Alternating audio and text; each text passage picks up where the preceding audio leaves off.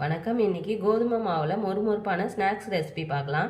200 gram அளவுக்கு கோதுமை மாவு, 100 கிராம் அளவுக்கு நாட்டு சர்க்கரை, 2 டீஸ்பூன் அளவுக்கு நெய் சேர்த்துக்கலாம். நீங்கள் நெய்க்கு பதிலாக எண்ணெய் கூட சேர்த்துக்கலாம். 1 டீஸ்பூன் அளவுக்கு கருப்பு எள்ளு, 1/4 டீஸ்பூன் அளவுக்கு ஏலக்காய் தூள், 2 டீஸ்பூன் அளவுக்கு ரவை,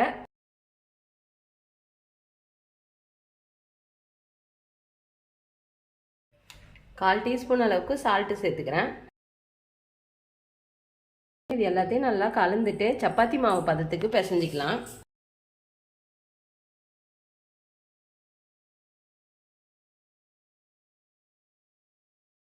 இப்போ இந்த ரவையும் சேர்த்துக்கிறேன்.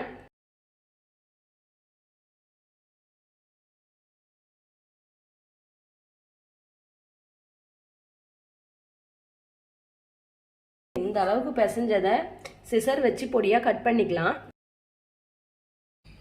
எல்லாத்தையும் கட் பண்ணி வச்சாச்சு. இதை எண்ணெயில் போட்டு பொரிச்சு எடுத்துக்கலாம். எண்ணெயை மிதமான சூட்டில் வச்சுக்கோங்க.